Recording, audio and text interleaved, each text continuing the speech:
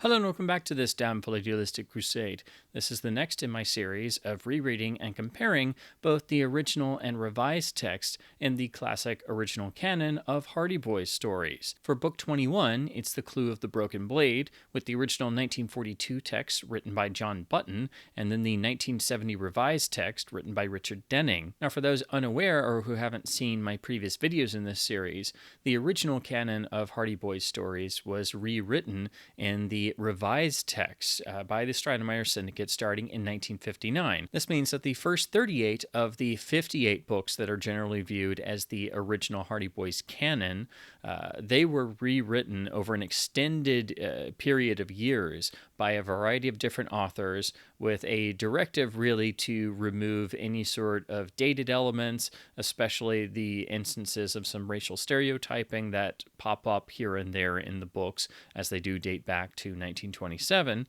But also it was a means of cutting down the page count significantly, which of course makes the books slimmer and smaller and thus cheaper to manufacture. The books kept the same titles, and since they were all ghostwritten under the Franklin W. Dixon pseudonym, no one really knew that this was going on unless you happened to pick up the book and had knowledge of the previous text and suddenly wondered why you had a book that was either different, somewhat different, or completely different but had the same title, because the revisions themselves had varying degrees of sticking to the original book, and some would just kind of do away with it entirely. The Stratemeyer Syndicate also did this for the Nancy Drew books, so you have to look at the original versus the revised text for the Nancy Drew books pre-1959 as well. Now, the original text of The Clue of the Broken Blade came out in 1942 and is actually the last of the 5 books written by John Button. So it's actually the end of the John Button era, which is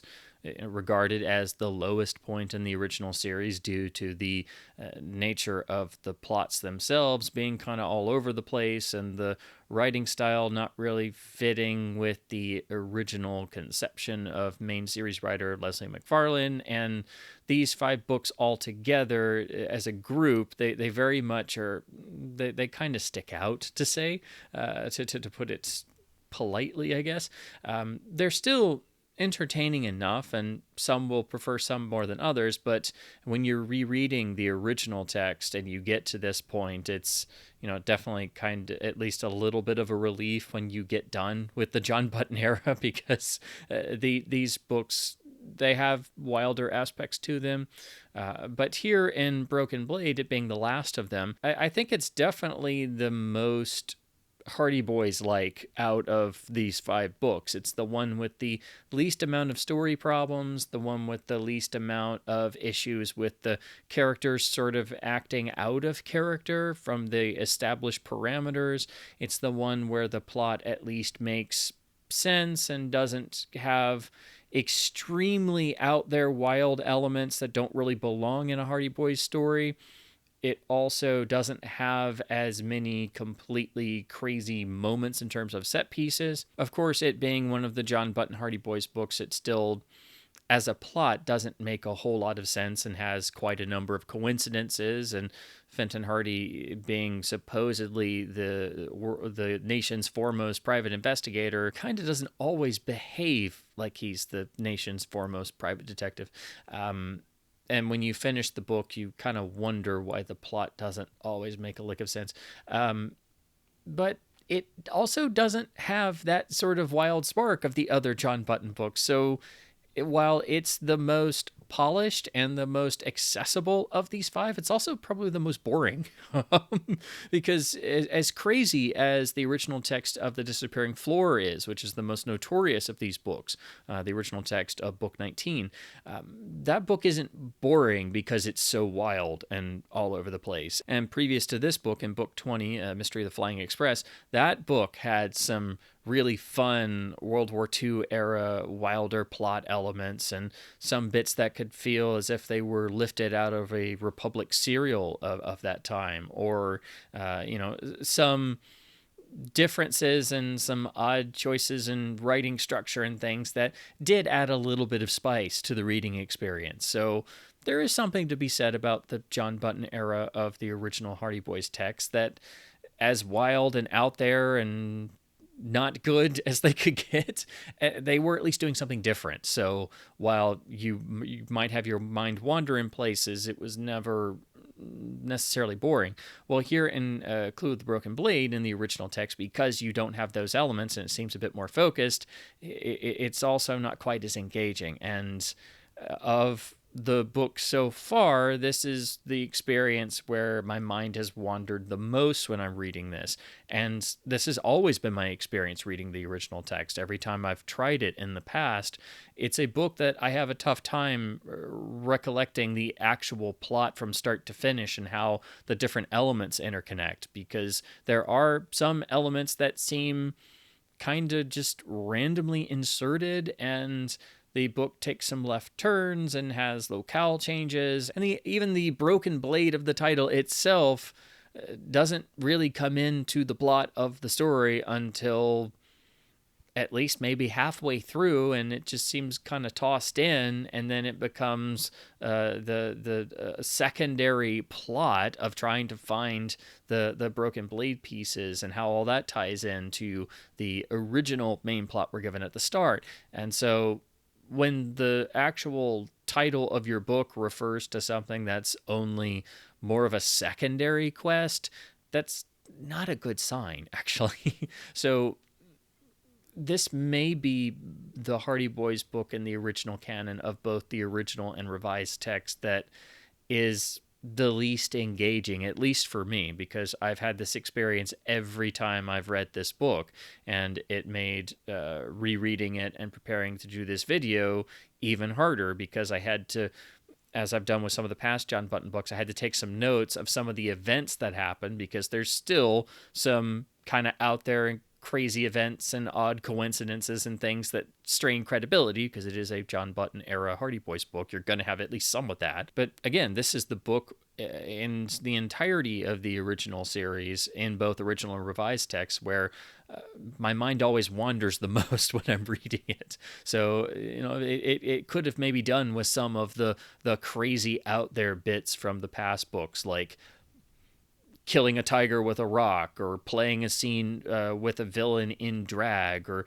finding a secret spy school, or doing deep sea diving with zero experience, or finding a lost pirate kingdom on a hidden island, something, swimming through barracuda infested waters with only a knife in your teeth and no shirt on, at least something, or having a crazy old inventor with a house full of gadgets and rooms that move around on tracks, and a truth-telling machine and a freezing ray and all the crazy stuff from Disappearing Floor.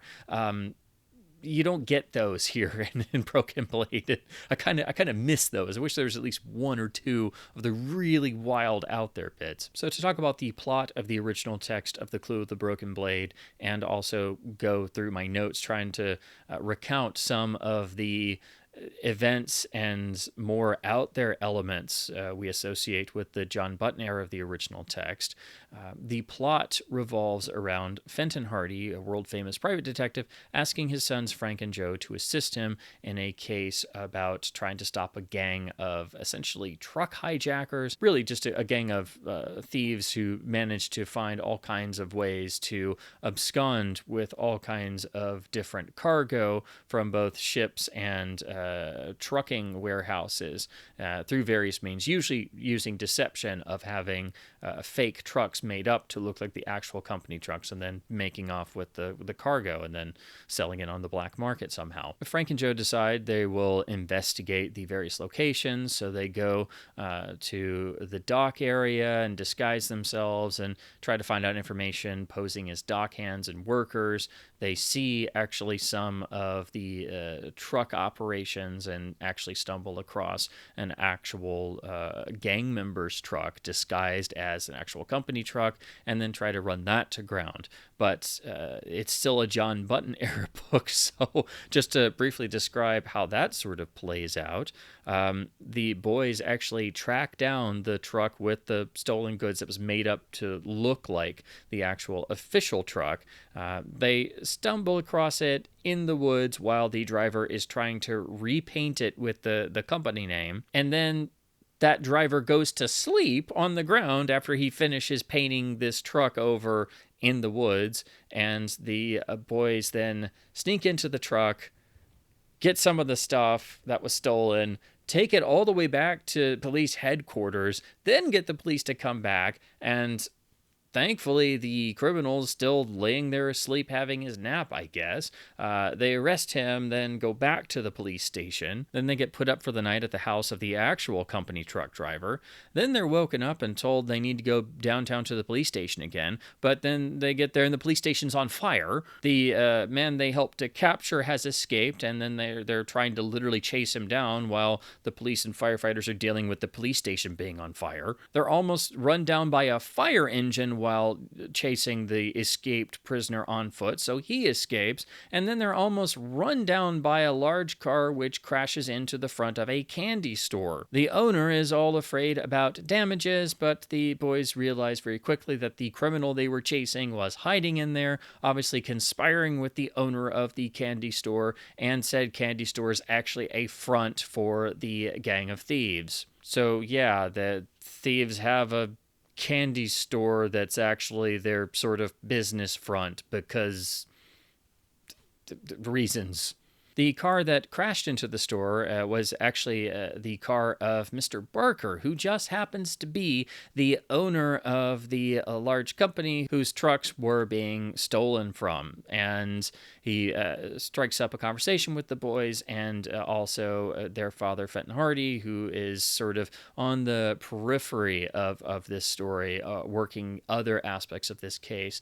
And mentions that he also has a large collection of antique swords, and so knowing the title, you know that's going to come into play somewhere. So already that's two giant coincidences on top of one another of him being in the car that almost killed the Hardy Boys, that crashed into the candy store, which it just so happens to be a front for the gang because the escaped criminal was hiding in there.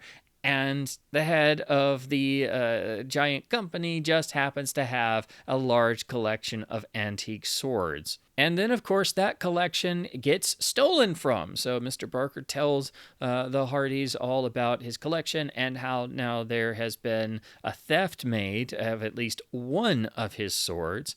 But then he's also mysteriously attacked in his own house, right next to the broken sword of his Crusader ancestor. It was basically hanging on display, and he had showed the Hardy Boys this sword with its engraved blade, and now that is just left in a broken part of it that they find next to his unconscious body.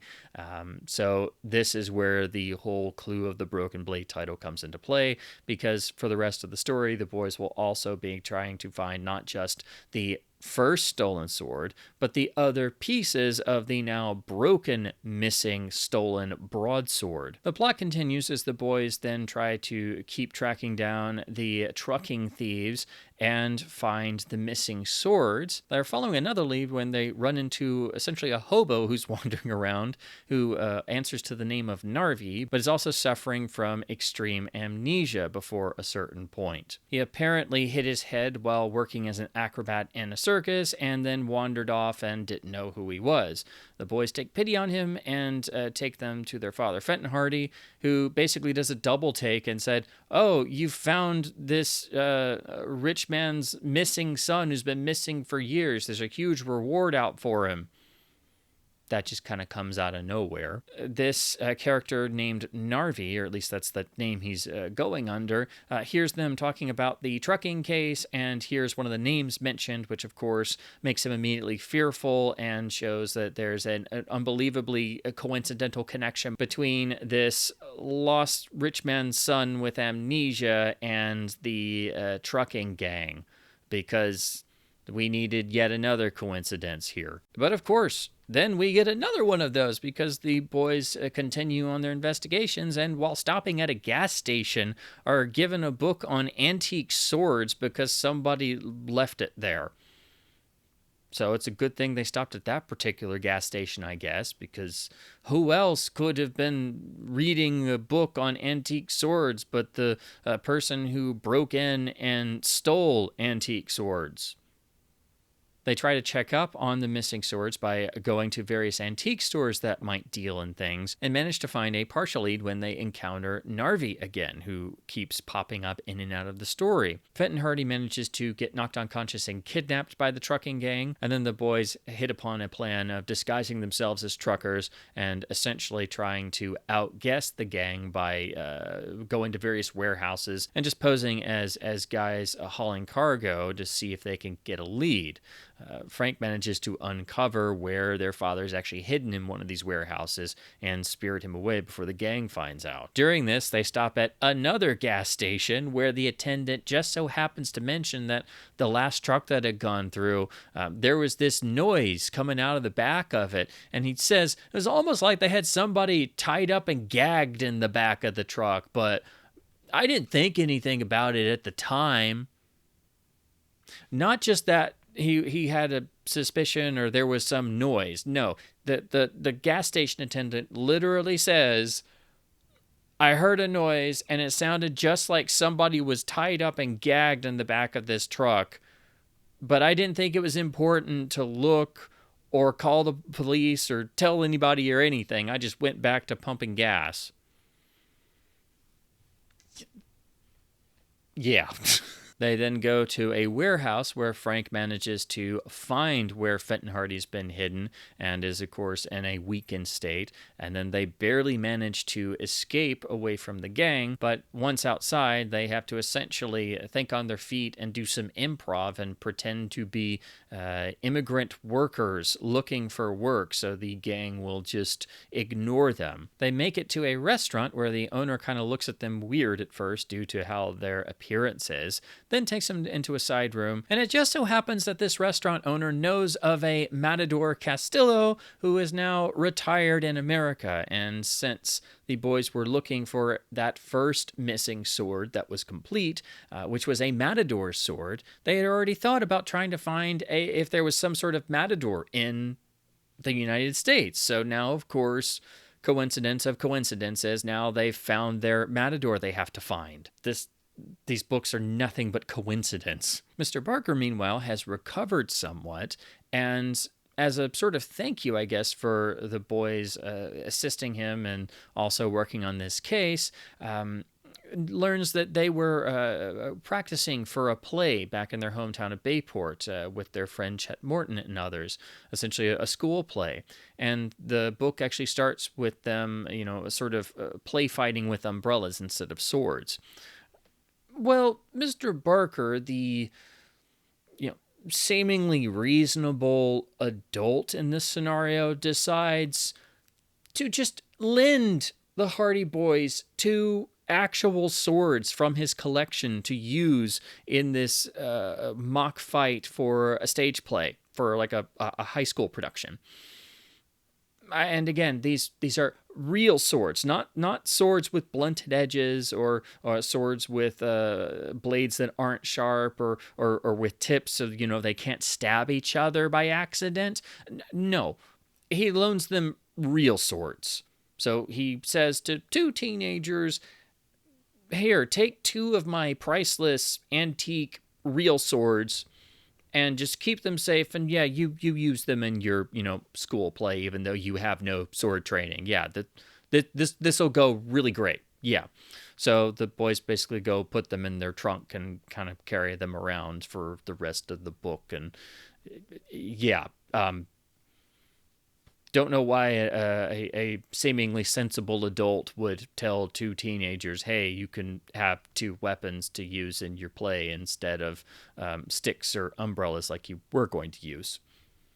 But if that stretched credibility, the boys then go completely off the charts in terms of risking life and limb, because they witness a warehouse explosion, which was ostensibly done to cover up any sign of the trucking gang or any of their records, and then hit upon the brilliant idea to immediately go in the rubble of the building before the smoke has cleared. And the remnants of the foundation, it's literally falling apart, and they're just sifting through the rubble of a building of a warehouse that just exploded, just to maybe see if they can find the office and see if there was a safe or something. without waiting for the ruins to settle, or like maybe any fires to die down or the smoke to clear. So of course they almost get killed because they stupidly go inside the remnants of a warehouse that just exploded in front of their very eyes. Oh boy. Before they were almost killed due to their extreme lack of caution, they do manage to find some little scraps of material that somehow survived the explosion, which gives them suddenly the idea that maybe there was a secret underground tunnel going from the warehouse all the way to some sort of secret opening near the river, and that's maybe how the gang was able to transport the cargo in and out without being seen. And of course, they just happen to be right, and there just so happens to be two of the gang members who mention the chief villain by name and talk about having the record book in their hands of all the gang's activities. So, of course, the Hardy Boys and the police are able to capture them and get the record book. And one of the police just happens to be a double agent working for the gang, which is how they were always able to evade the police in this town. The boys then go back the next morning to the now settled rubble of the exploded warehouse, and they just so happen to find a piece of the missing Crusader's broadsword. So they find a piece of the missing blade somehow in the rubble of this warehouse that they should have waited until this point to go into to search anyway, because stupidly at first they went inside of the remnants of a warehouse that had just exploded 2 seconds before. If you had forgotten that the Hardy Boys were given actual swords to play around with, there is next a scene where they're actually playing around with real swords. All of their friends are horrified because they are practicing for their play with real swords, so they could accidentally kill each other at any minute. Then they see a figure creeping around outside their house, so what do but chase him off with the same swords?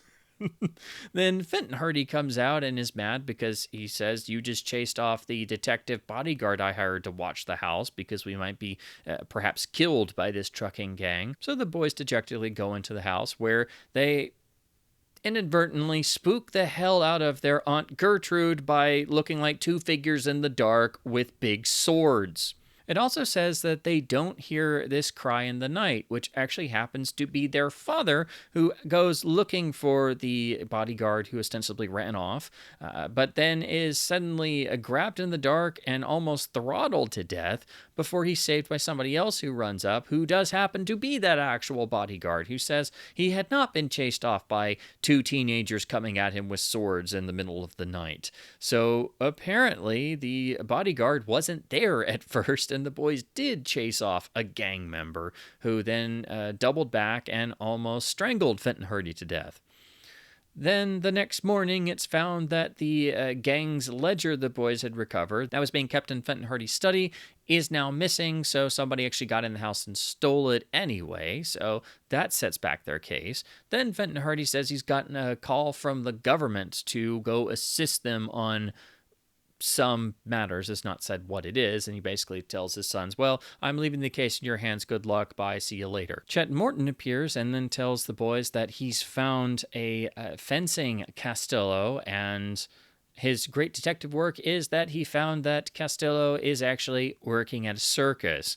And knowing the Narvi character's story about being an acrobat at the circus before getting amnesia and running off, the reader automatically knows in this book of coincidences that this is going to be the very same circus, and all of this stuff will somehow start to come together suddenly. The boys go out on their motorboat, the Sleuth, and see cargo being moved between ships out at sea, and immediately deduce that it must be the cargo thieves, and then run that to ground with the authorities.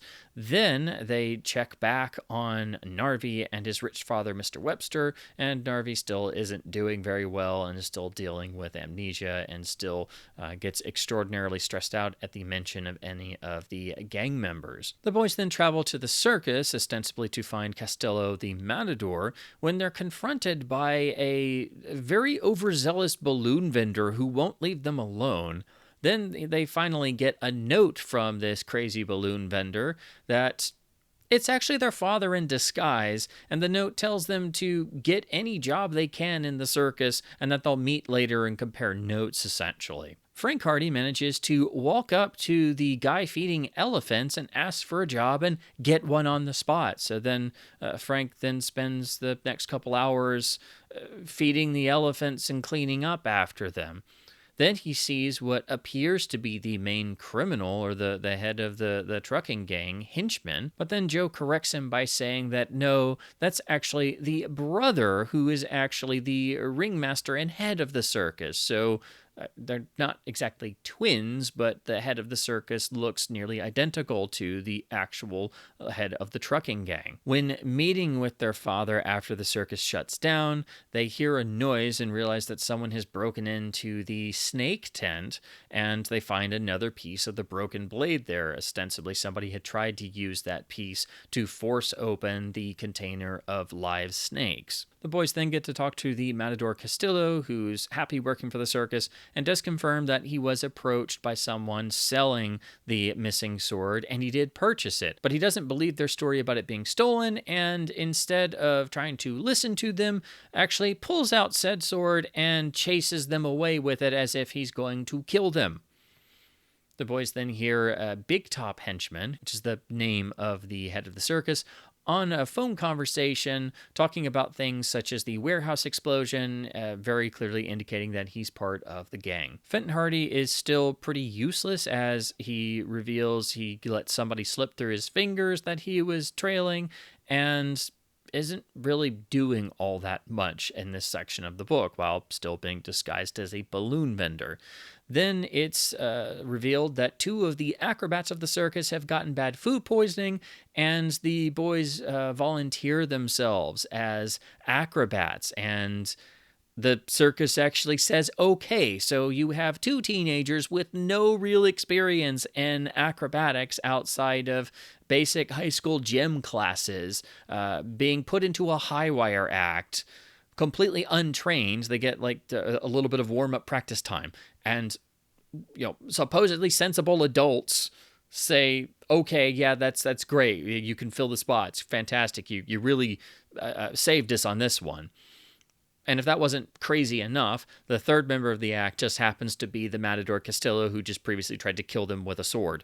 So he's not too happy about this arrangement, and he may just lose it and try to kill them up on the high wire, because none of this makes sense.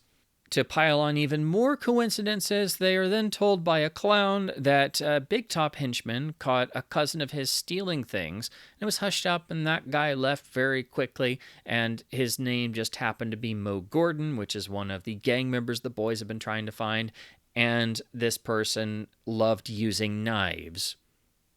I wonder how that plays into things. He also says they had a really nice young man named Marco who was working as an acrobat, who never told anyone who he was, but this clown got the impression that for whatever reason, it's not said, but the clown tells them that he just got the impression that he was a rich man's son that had run away from home and was hiding under an assumed identity. A lot of side characters in this book are practically clairvoyant in how they're able to suss things out exactly, and then they don't tell anybody until significantly later. The clown further goes on to say that this Marco fell and hit his head and never really acted like the same person, falling under the clutches of this Gordon character, and then left about the same time as the thief did. He also says that because he thinks this guy had a wealthy father, that Gordon was then going to try to get money out of the wealthy father. How he got any of this, I don't know. And then, of course, once again, didn't tell anybody this. Might have helped, especially if apparently everybody else knew about this lost rich man's son with a big reward out for finding him. Suddenly, Joe rushes into that tent and says one of the poisonous snakes has gotten out. So the bit the night before of finding the piece of the broken blade in front of the live snake cage, apparently that meant that somebody, presumably Gordon, took a viper and then just released it in the circus the next day.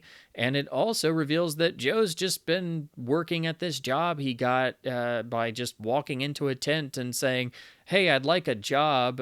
Yeah, I'll handle the live poisonous snakes. Yes, they're actually poisonous. Okay, great." So everybody panics and looks around for this viper on the loose and can't find it, and then they just give up and go on about their business. So I guess a poisonous snake on the loose doesn't matter. At home the next morning, there's a newspaper headline that says their father has broken open the case and captured all of the gang except for Henchman and Gordon, who are the last two members at large. Kind of not a good move for your story's plot to have the big sort of capture of all the gang but two happen off screen and only be detailed in a newspaper headline. The boys then decide to visit and check on Mr. Webster and his son Narvi and see if Narvi has recovered his memory and fill in Mr. Webster on what they discovered at the circus. They go there and then find Mr. Webster's been attacked in a locked room, put two and two together and think that somebody must be continually getting into the grounds of this big estate and that it must be the surviving members of the gang who are still trying to extort money out of the rich man or his son by using their sort of hold on him in his precarious mental state. Their father, Fenton Hardy, arrives somehow, and so now all three Hardys are on this estate trying to see if they can capture the criminals they think are going to be sort of lurking around, when there's a shriek upstairs and Narvi says he's been bitten by a snake. This is of course the viper that was missing from the circus earlier, and thus also explains the mysterious events that happened to Narvi's father. The boys then are able to sort of set a trap for the two other gang characters, and after recovering from the shock of the snake bite, Narvi wakes up and magically has his memory back because apparently the stress of seeing his father being attacked and then also being bitten by a poisonous snake just fixed his amnesia right then and there. The boys do get the drop on the remaining gang members, manage to capture them after, of course, Gordon does try to come at them with the last piece of the broken blade. So it's literally a villain taking the last piece of a broken sword blade without any sort of handle or anything, I guess just loosely in his hand, trying to come at them, I guess, obviously, with a lot of blood coming out of his fist because he's just holding a chunk of a broken naked sword blade because that's the only weapon he has at hand, and apparently thought that was a good idea. So that is the conclusion of the case with all of the gang members rounded up. Narvi now with his memory restored and restored to his father. We conclude with the final sort of tag ending of the boys going home and at least being in time for the play they had been practicing for. And of course, they will use the real swords they were loaned for said play. There's the name drop for the next book in the series, The Flickering Torch Mystery, and that's it for the original text. The book ends there. When you try to actually list all this stuff together, there's actually quite a lot of crazy sounding elements, crazy events, characters acting off kilter, a frustratingly large amount of extraordinary coincidences that make you groan as the reader. So all of this stuff is in keeping with the John Button books in terms of this era of the original text. So you're not going to escape those factors, but when you're actually reading the book, these don't quite jump out at you as much as the previous books had in terms of just how glaring those issues were, because this book doesn't ever quite reach the heights of, shall we say, crazy as some of the past John Button books did. It at least keeps going. It doesn't just stop with complete insane crazy bits, but while they're woven in, they're still crazy, super coincidental, facepalm inducing bits. So this book is both off kilter and kind of boring at the same time.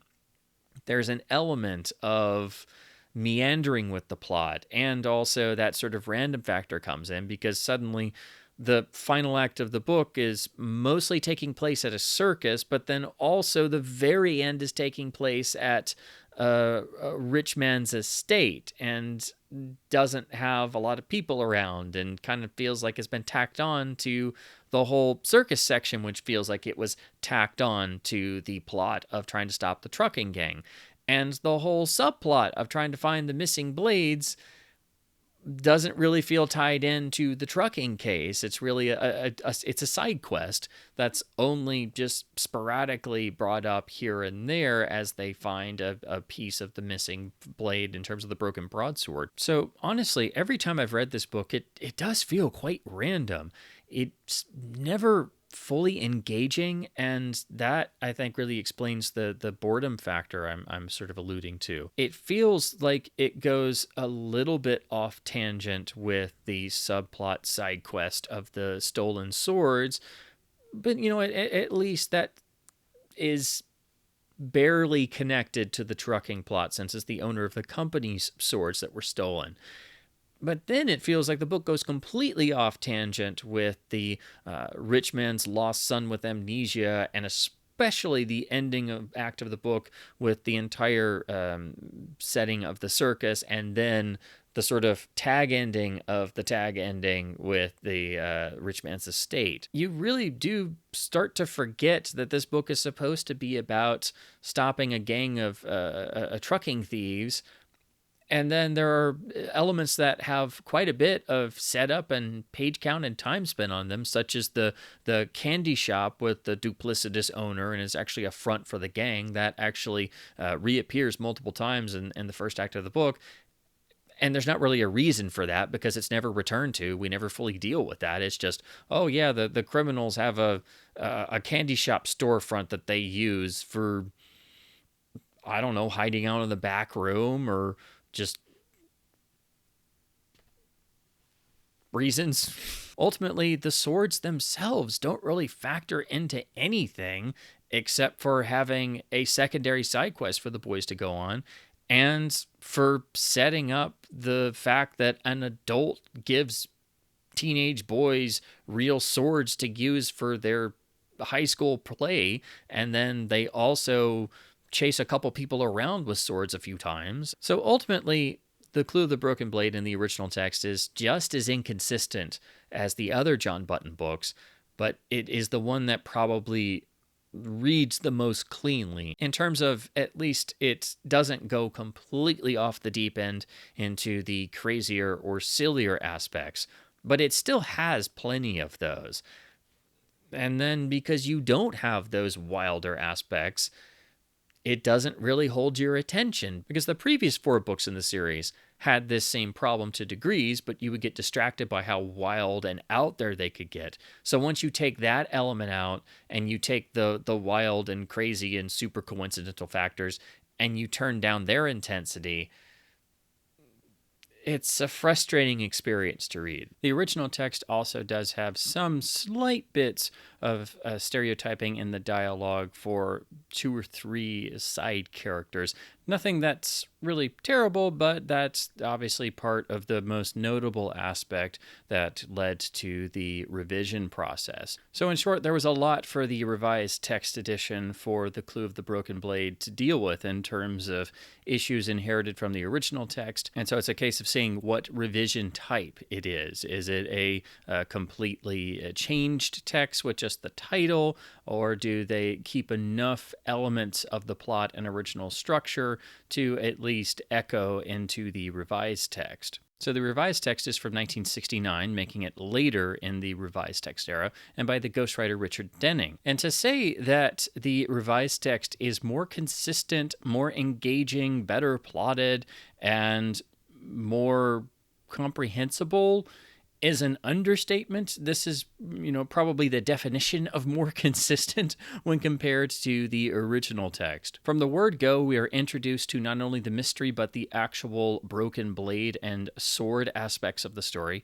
because Frank and Joe Hardy are with Chet Morton and their other chums in Bayport at the local fencing club, which is taught by the fencing master Ettore Russo, who just so happens to be about to leave for Switzerland to go and deal with this family court case over over the inheritance of an estate. And what has complicated matters is that the will was apparently engraved by his ancestor on a sword, a historical sword known as the Atalante. And then that was actually broken. So they don't have the actual original full complete sword with the will that's supposedly inscribed on it. This has led the various other family members, all more powerful than Rousseau is, to basically start squabbling and create this big legal battle that he has to go and deal with. And if he's unable to produce the sword with the original will, if said story is true, then he'll basically be losing out on his inheritance and at the same time probably not able to keep the Bayport Fencing Club running. So the Hardy Boys are not one to sit still for this, so they involve themselves in the case of trying to find the missing blade. And this not only gets us the start of the mystery at the very beginning of the book, it gives us the sword and the idea of the broken blade of the title at the beginning of the book. It has a purpose for finding the broken blade, actually several purposes, to, of course, find the inscribed will, help their friend, their fencing instructor, and help keep the fencing club open. This also shows the Hardys are learning proper sword handling techniques, which is fixing one of the big issues of the original text of giving kids swords who have no experience. And the opening chapter actually does a very good basic overview of the points of fencing, the differences between sword types, and how a fencing match is actually done in terms of hits and touches and things. This, of course, means that this will pop up later in the book at different intervals as the sword theme and fencing theme runs throughout the whole book. And it feels natural because it's established at the very start. So in the opening chapter, we already have a better establishing of the story, a more consistent and more engaging plot from the very first pages, and a plot that's going to be consistently stuck to and resolved by the end of the book. So already in chapter 1 of the revised text, we have a better and more engaging plot than the original text had. Then this is sort of put on the back burner for a little bit as the boys are introduced to a new method of crime detection, as their father, world-famous Fenton Hardy, has a new voice print identifier machine brought into the house. And then the boys are so invested in learning this technology of being able to identify criminals by their voice prints in terms of audio recordings. They then are sent on essentially a training course at the headquarters of the voice print company, and they are, of course, constantly being trailed by seemingly a gang of individuals who are interested in perhaps not only learning about the new voice print technology and how to overcome it, but actually stealing it and then trying to sell the machinery and stolen, already recorded voice tapes to essentially have a blackmail and extortion scheme to basically get money out of every criminal enterprise in the country. Like the fencing and sword theme, this a theme of the voice print technology is going to run through the rest of the book as well. Pretty much all the revised texts and then present texts in the Hardy Boys canon around this time would very quickly establish the plot elements, and some new detective element, whether it was newer technology or a particular aspect of detective work, that would be established and then continued throughout the rest of the book, similar to Chet Morton's seemingly never-ending number of hobbies always playing into the plot.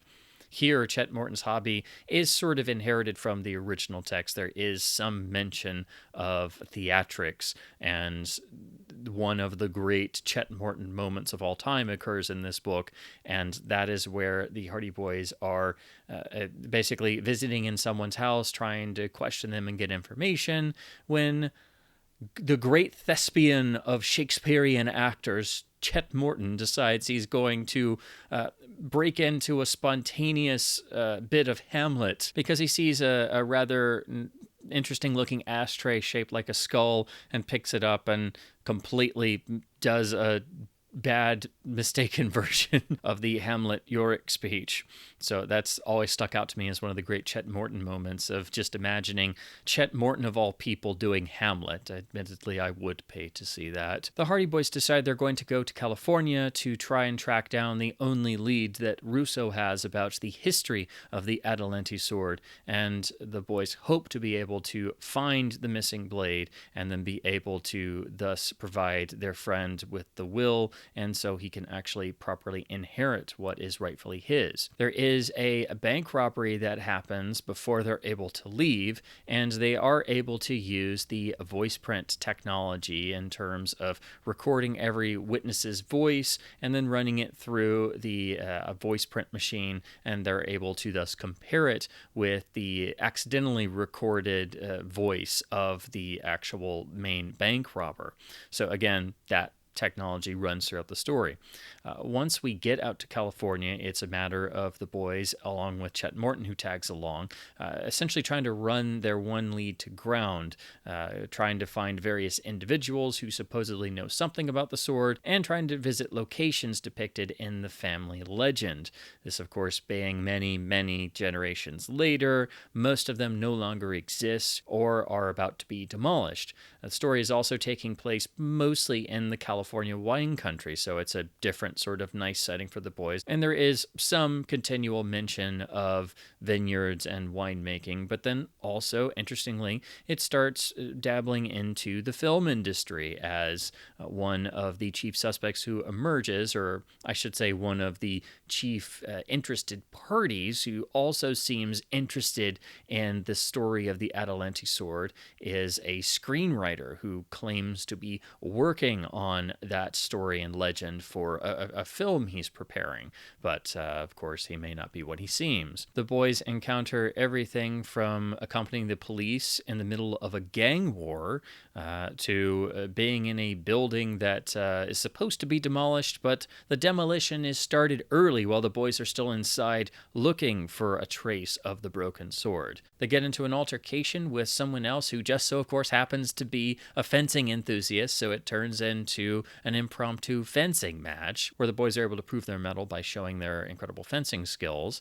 They even come across an electrified fence, which almost does Chet Morton in, and it's rather interesting. It's an unauthorized electric fence. Eventually, the boys are brought onto the set of the film that's supposedly being made about the Adelante sword.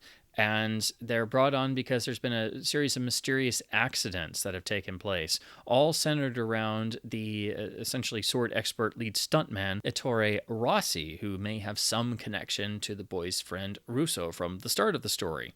So this essentially takes the place of the third act of the original text suddenly taking place in a circus. Here in the revised text, it's a movie set, and it's far more interesting and far better integrated into the story. We even see a reprise of the boys stepping in when people are unable to perform their job duties, except here it's as stuntmen and doubling during a sword fighting sequence, and because they have proven their skills with fencing swords and their athletic abilities throughout just the course of this book alone, they're able to believably step in when the stuntmen can't actually perform, and they're also not using completely real swords at the same time in case there's an accident. So there's two big issues from the original text fixed right there, because the boys aren't suddenly volunteering and accepted as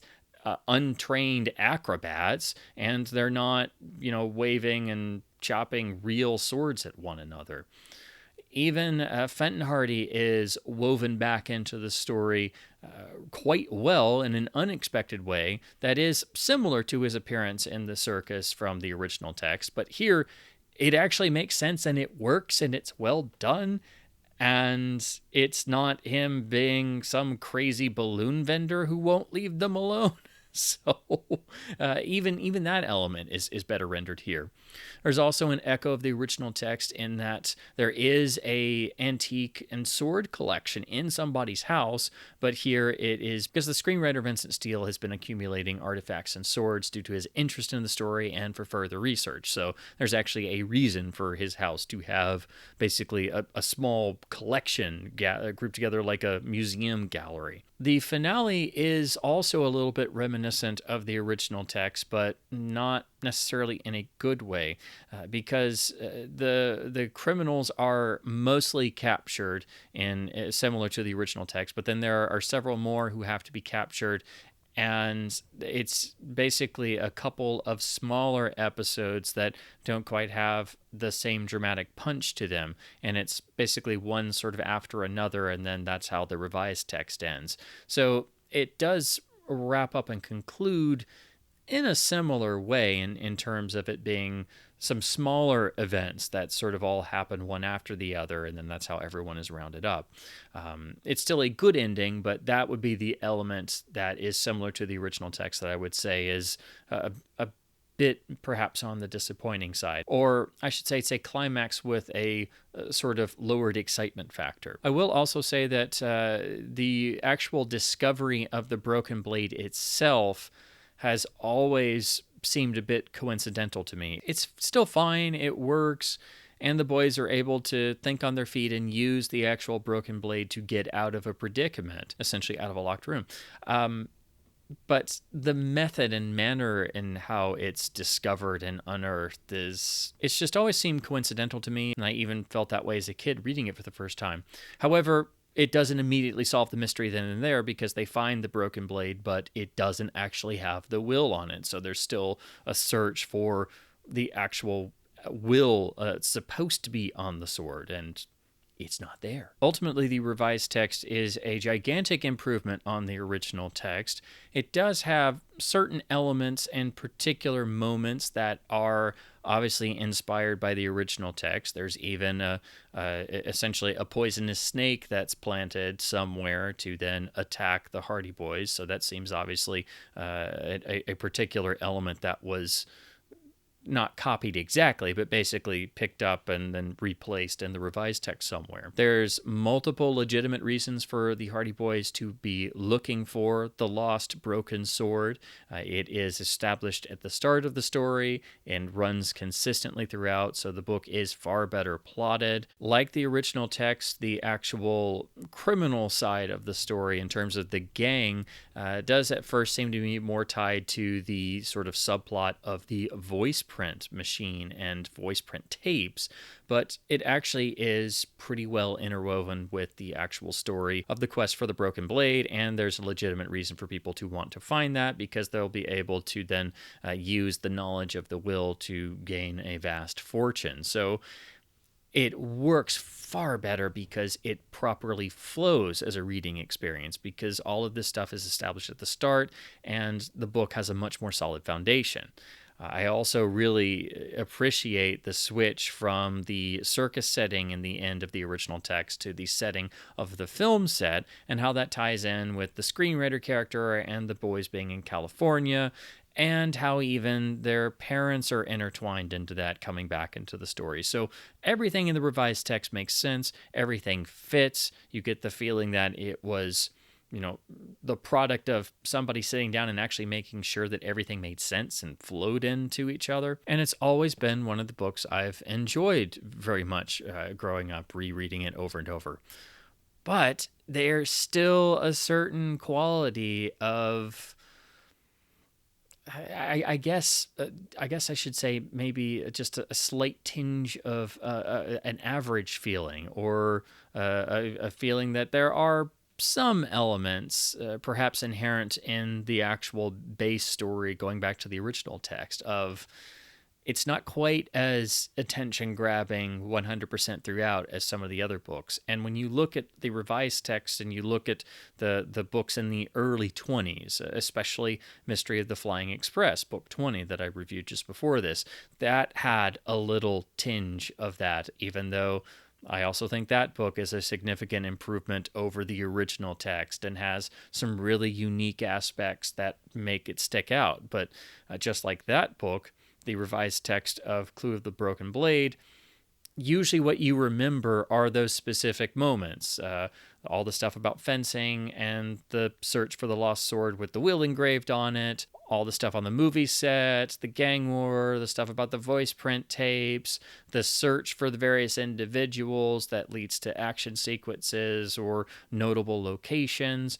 And then everything else is just kind of like, oh, now I remember this part when you're rereading it. And it's still fine, but it's not quite as attention grabbing 100% throughout as other books in the series are. And that's something that I think really does come into the first couple books in the 20s range of the revised text series. Ultimately, I think this is another case where the original text is longer, has more detail, has some wilder elements and some real head-scratchingly odd moments in it, but it just can't hold a candle to how much stronger and better constructed the revised text is, which basically improves on everything in the original text and manages to do so with a significantly shorter page count.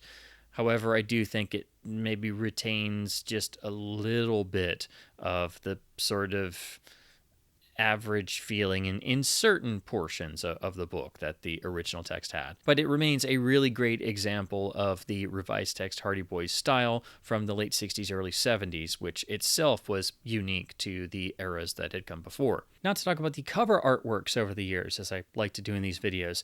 Broken Blade is one of the books that actually has not just 2 or 3, but actually 4 different cover artworks. So the original from the 1942 first edition is by the artist Paul Lawn, or Lonnie, I'm not sure the pronunciation. And this is done in the sort of transitional style of the time, with the title in bold yellow font. The Hardy Boys logo is on the top in a sort of red handwritten type. And then we have some bold color usage with the boys themselves discovering the broken Crusader's sword. And it's a really great recreation of this moment from the original text. However, it does have some of the issues I've highlighted before with the books from this era in terms of the artwork. While there's some great color that with the sort of ominous dark background and dark greens, and we have the open safe, if you look at the actual rendering of the boys themselves, particularly their faces, it not only has more of a cartoonish look to them, but they just look really weird, especially their eyes and eyebrows and their mouths. They look more like dolls or statues than people. And then depending on the printing or the image you're looking at, their actual skin tones are kind of like reddish or red-orange. So I think this is a good cover. I like the composition of it. I like the color, except for the skin tones looking a bit weird.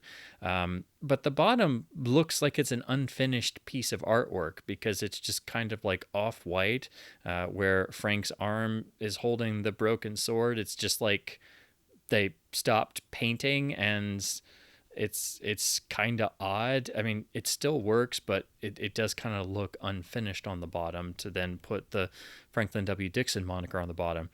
But I would be perfectly fine with this cover, really, if it wasn't for how the boys' faces are drawn, because it just has always looked a bit weird to me. And this overall image would basically be replicated over the next 2 covers in 2 completely different ways. So in 1962, we got the second cover in the update refresh on the book, and this is by the artist John Leone, and is very indicative of his particular style, as I've discussed in some of these other videos. And it's also very indicative of the era in which this particular cover was generated in terms of how the book layout was done. So we have the title in plain black font on the top with the standardized Hardy Boys logo. That looks very much like what we expect from a Hardy Boys book, and so they'd pretty much nailed down the font and typeface layout for the logo and title by this point. But the rest of this just, to my eyes, has always screamed kind of uninspired in terms of just the flatness of the image. And while it's the same scene of Frank and Joe Hardy finding the one piece of the broken crusader's sword next to the unconscious form of the man who's been attacked, it just looks so plain. It's also, the room is fully lit. It's sort of bare, light beige walls with a closed window. There's no sign or hint of danger. The boys also look relatively younger in terms of how they're drawn, and they're just wearing plain red and blue jackets. So it just, and they're also in the center of the image and sort of bent over and crouched down on the floor. So they're not really the focus of the cover because there's all this dead space on the, well, practically the top half of the image. So really, you've got all of the focus on the wall of the office behind them. And again, it's a fully lit room and it looks rather plain. And then the title is just kind of sitting on the top. And this is just about the plainest cover, I think, that exists in the original canon. It's got some of the issues that I've talked about with this era of the covers and artwork before, but it's like got all of them at once. And on top of that, the color choices, the lighting, the composition, it's fine as an image, but this is not going to be something that really draws your attention because you don't even really notice the broken crusader's broadsword at first. It takes you a minute to realize that's what Frank is holding.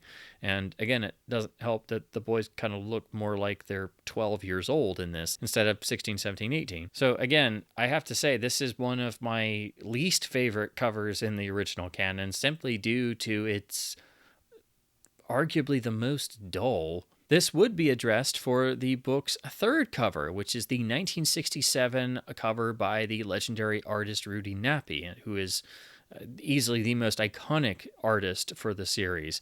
And here he wound up doing a cover in his modern 1960s style that was used on all the revised text, but this was still for the original text because it had been revised to this point. So this cover really only lasted a short time because it was used for the very end of the original text being in print. But here we have, I think, the best and the supreme rendering of the scene on the first three covers of the Hardy Boys discovering the man attacked in his own house in the dark and finding the broken Crusader's sword handle with the broken, jagged blade edge. Here we have the ominous dark background behind them to suggest the office and the open safe.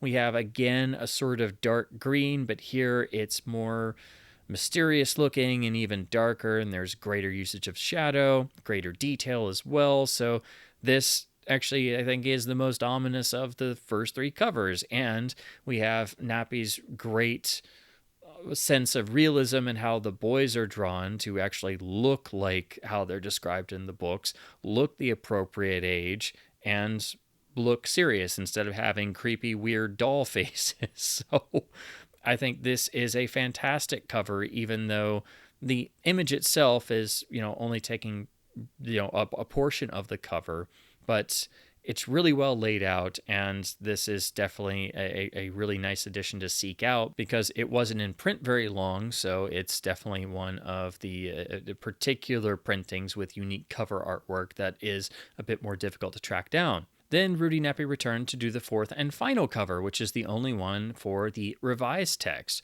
So this is for 1970, and it's kind of listed both ways if the revised text is 1969 or 1970, but it seems like it was definitely out in 1970, but that's why it's kind of listed with both years in different places. But this is done in Nappi's style at the time, which has our characters, whether it be the Hardy Boys or Nancy Drew, in a sort of action pose or with something going on, and then with a very large element to signify the actual plot and themes of the book or the title. And it's done in a style that has a sort of ominous quality to it and then a sort of otherworldly quality to it because the objects or menacing figures or individuals are so large and looming that they seem larger than life. So here we have the Hardy Boys in a fencing match, as we see in the opening of the book, in full fencing uniform and fencing masks with crossed blades and done in a nice composition to draw the eye. But then there's a looming sort of menacing masked figure in the background, and then a large rendering of the broken sword blade itself. So we get everything all on the cover. It's done in a way to draw the eye, but it's also done on this sort of swirly light to dark blue background, which furthers the sort of abstract quality feeling that Nappy's covers had at this time, which I think made them really iconic. So this is fully indicative of the covers of this era, and it really grabs your attention. So this is, of course, always the cover image I think of, even when I think about the original text. If someone were to say Clue of the Broken Blade, immediately my mind is going to flash to this cover. I know not everyone is a fan of Nappy's sort of more abstract cover types like this, but I think they were really brilliant and deserve to be examined on their own.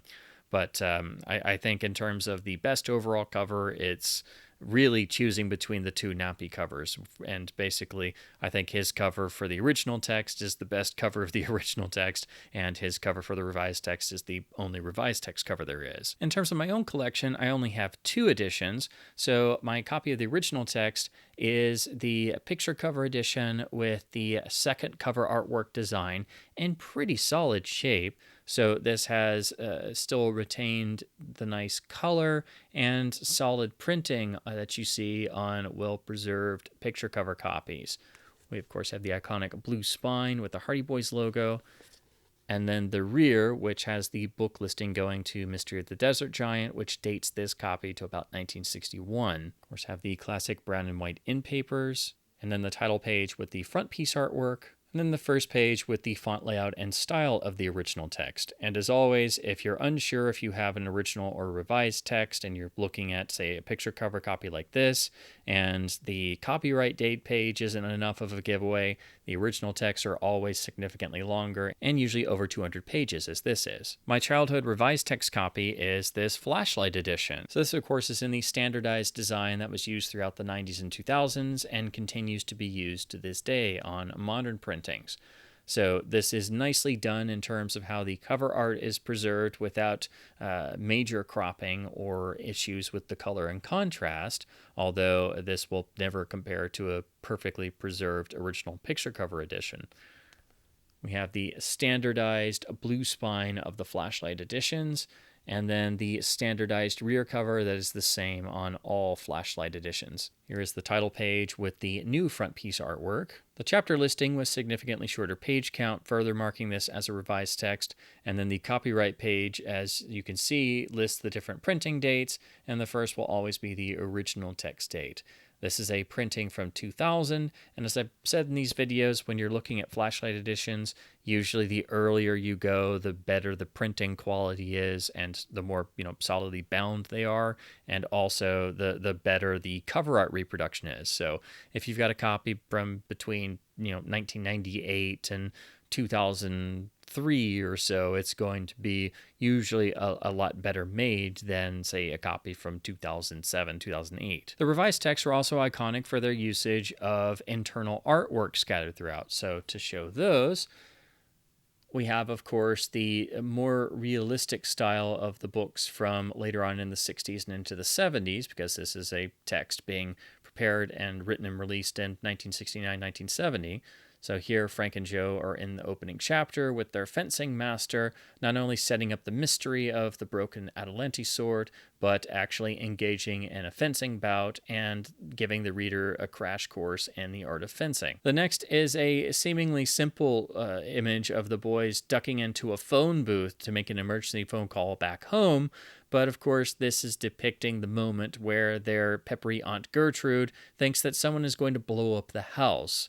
It's actually quite a funny moment, as it's merely her mishearing what someone was actually trying to say, but as you can see in the caption, It's literally, they're having to say who's going to blow up the house over the phone. Next is the great scene where the boys are investigating an old wine cellar in a building that's supposed to be demolished in the next few hours.